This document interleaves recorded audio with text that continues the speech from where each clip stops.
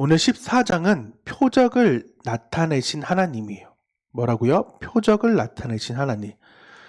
우리는 보통 모세의 이제 홍해를 가르는 것을 우리는 보통 홍해의 기적이다라고 보통은 말합니다. 근데 저는 성경을 이렇게 보다 보니까 이게 기적이 아니라 표적이라는 거죠. 기적이라는 말은 상식을 벗어난 기이하고 놀라운 일을 기적이라고 말하지만은 표적은 목표로 삼는 대상이 있다는 거예요. 다시금요. 우리가 말하는 이 홍해의 기적은 상식을 벗어난 기이하고 놀라운 일로 우리가 볼 것인지 아니면 표적으로 볼 것인지라는 거죠. 그래서 표적은 목표로 삼는 대상이 있다는 거예요.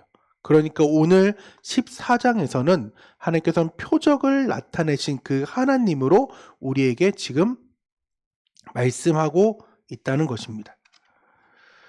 오늘 유대인들, 즉 이스라엘 민족에게는 4절의 상황입니다. 우리 같이 읽겠습니다.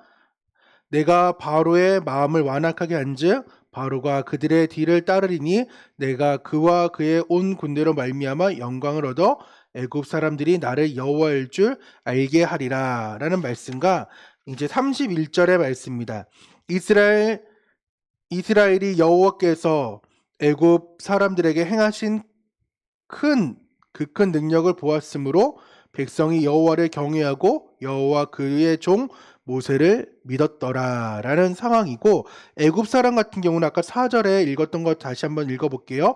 내가 바로의 마음을 완악하게 한즉 바로가 그들을 뒤따르리니 내가 그와 그의 온 군대로 말미암아 영광을 얻어 애굽 사람이 나를 여호와일 줄 알게 하리라 라는 말씀과 17절 18절입니다. 내가 애굽 사람들의 마음을 완악하게 할 것인즉 그들이 그 뒤를 따라 들어갈 것이라. 내가 바로와 그의 모든 군대와 그의 병거와 마병으로 말미암아 영광을 얻으리니 내가 바로와 그의 병거와 마병으로 말미암아 영광을 얻을 때에야 애굽 사람들이 나를 여호와인 줄 알리라.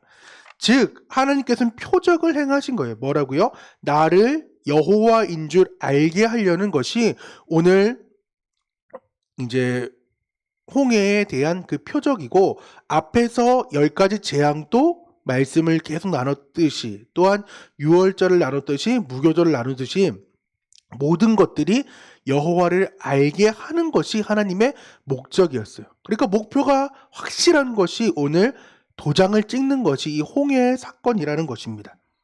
그러니까 우리는 다음에 누군가가 얘기할 때 홍해의 기적 이렇게 얘기할 때 아니야, 홍해의 표적이야 라고 얘기하면서 이 말씀들을 4절 31절과 또한 애굽 사람에 대한 4절 17, 18절을 우리는 근거로서 함께 얘기하면서 그들에게 또한 우리들에게 나타날 그 표적들을 기대하자라고 얘기를 해야 됩니다. 그래서 홍해의 기적으로 끝나면 우와 멋있다 하나님 이렇게 끝날 문제지만은, 홍해의 표적이면은 어떤 하나님인지 그리고 나에게 말씀하시는 하나님이 누구신지를 계속해서 우리는 발견할 수밖에 없고 찾고 기도하고 하나님께 예배할 수밖에 없는 삶으로 나아간다는 거죠. 하지만은 하나님은 이렇게 원대한 뜻을 가지고 있었고 마지막 31절에 그것을 다 본 후에야 찬양했던 그들이지만은 아직 하나님의 뜻, 하나님의 방법 이런 것들을 모르니까 불평하고 불만할 수밖에 없었어요. 오늘 10절 말씀인데요. 10절 말씀으로 함께 읽어보도록 하겠습니다.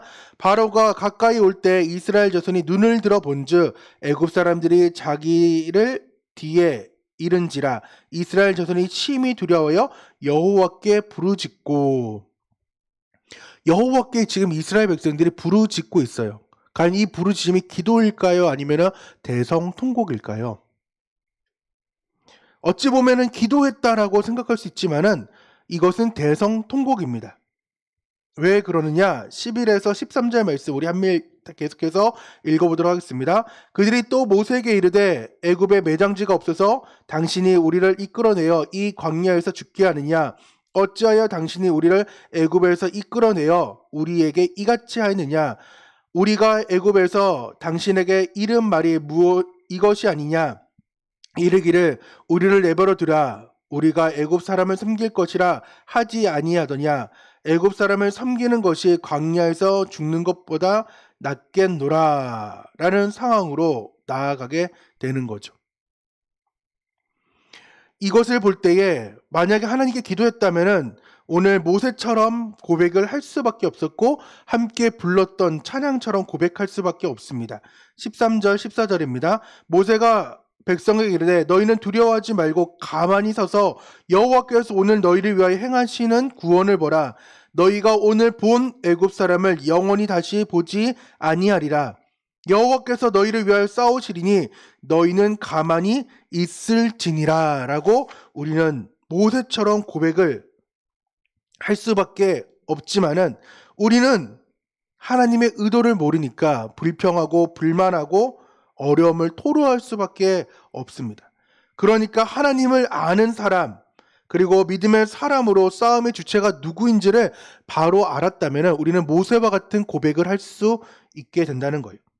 하지만은 모세도 처음에 이렇게 고백하는 삶으로 나아가지 않았어요. 변명했고 또한 피하려고 했지만은 비로소 하나님을 알게 되니까 이 알미 어떤 알미라고요? 한국식 알미 아니라 히브리식의 알미로 그 야다를 경험하니까 하나님과 함께하는 그 친밀함, 즉 성을 경험하고 부부를 생활을 이제 경험한 그로서는 이제 한국식 암, 즉 애굽 사람의 암과 바로의 알무로 끝나는 것이 아니라 진짜 깊숙하게 하나님께 교제하고 나니까 오늘 13절, 14절의 고백이 모세의 고백이 되었다는 거죠. 동일하게 예배하는 이 모든 우리 예배자들 가운데 이런 고백이 있기를 원합니다.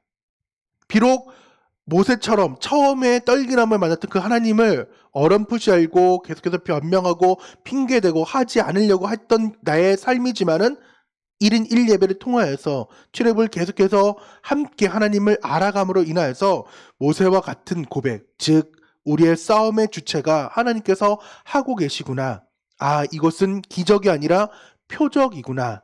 그러면 나는 이 표적을 바라볼 때에 하나님께서 나에게 어떻게 하실지를 나는 알아야 되겠구나라는 것을 우리는 노력해야 됩니다. 바로의 군대도 알았습니다. 하지만 여전히 나는 잘 모르겠죠. 25절 말씀입니다. 그들이 병거 바퀴를 벗겨서 달려가기가 어렵게 하시니 애굽 사람들이 이르되 이스라엘 앞에서 우리가 도망하자. 여호와가 그들을 위하여 싸워 애굽 사람을 치는 도다. 이렇게 지금 하나님께서는 밤새도록 동풍으로 홍해의 벽을 만들었고 육지로 막 사람들이 갈 때에 그것을 따라서 애굽의 수많은 군대들이 이스라엘 백성들을 쫓았죠. 그러면서 비로소 이제 이 홍해가 자신을 덮는 그 순간, 죽음이 찾아오는 순간에 그 어리석은 삶에서 고백되는 그 고백이 뭐라고요?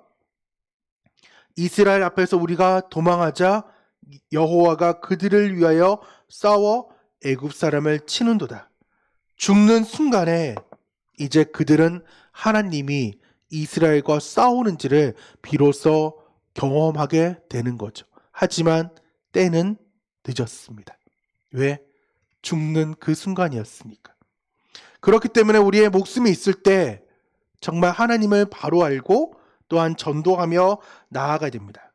그래서 내 시선은 이렇게 동서남북을 바라보는 것이 아니라 하늘을 바라보며 우리의 시선이 하늘에 있어야 됩니다. 그래서 깊은 묵상 그리고 때로는 기다림과 같은 말이지만 그 인내함으로 우리는 함께 나아가야 됩니다. 이제 출애굽한 그 이스라엘 백성에게 하나님께서는 말씀합니다. 이제 나와 관계를 맺자.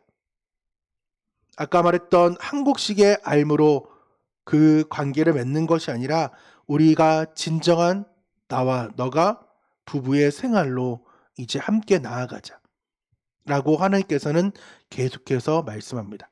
이것을 이스라엘 백성 잘 지켰을까요? 못 지켰을까요? 끝까지 못 지켰어요. 그래서 나중에 예언서들을 이제 읽어보면은 선지자들을 읽어보면은 계속해서 이 말 하는 거예요. 나 좀 알아줘.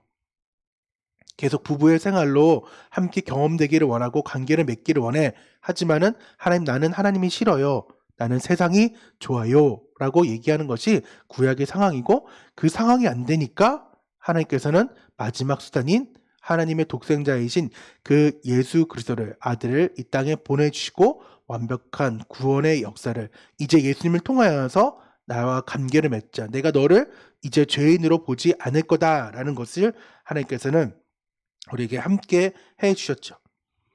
계속적인 불평과 불만 여러 가지가 있더라도 오늘 나의 삶에는 하나님의 표적을 바로 믿고 또한 순종하고 순복하여 모세와 같은 고백이 우리 함께 있기를 원합니다.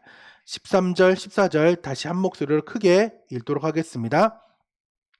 모세가 백성에게 이르되 너희는 두려워하지 말고 가만히 서서 여호와께서 오늘 너희를 위하여 행하시는 구원을 보라.